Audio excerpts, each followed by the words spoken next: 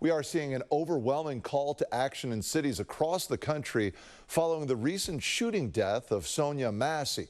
Today, more than 20 rallies were held in different U.S. cities, from Chicago to Brooklyn to Sacramento, Connecticut, and Appleton, Wisconsin.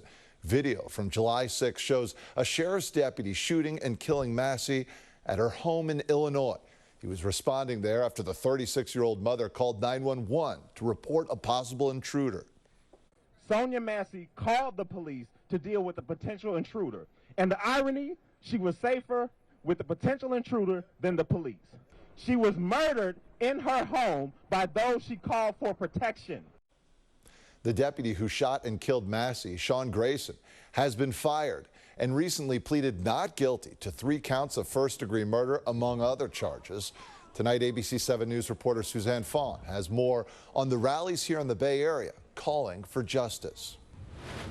There really is no justice in it, regardless of what happened. Dozens of people gathered outside Headspace Barbershop on 4th Street in San Jose Sunday night, trying to make sense of how and why Sonya Massey died. She was a mother of 2 teenagers. That we have a space that's available to grieve, to mourn, to educate, to talk about everything that's going on. It just almost doesn't seem real, you know, what we saw.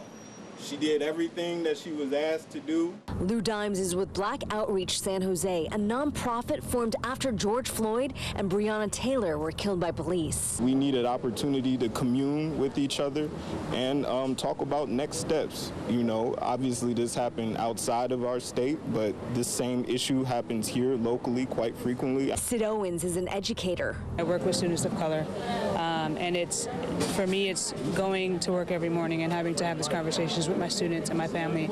The bigger question is, how do we rise above it?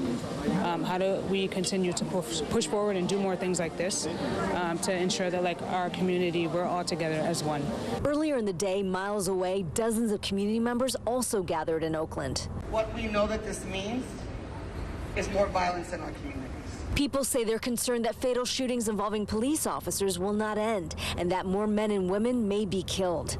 Back in San Jose, vigil organizer Alonzo Granger says, as challenging as it may seem, the community can make a difference. So there's always ways to bring awareness. There's always ways to help the situation, to hopefully slow it down. But I don't think it'll ever stop. In San Jose, Suzanne Fawn, ABC 7 News.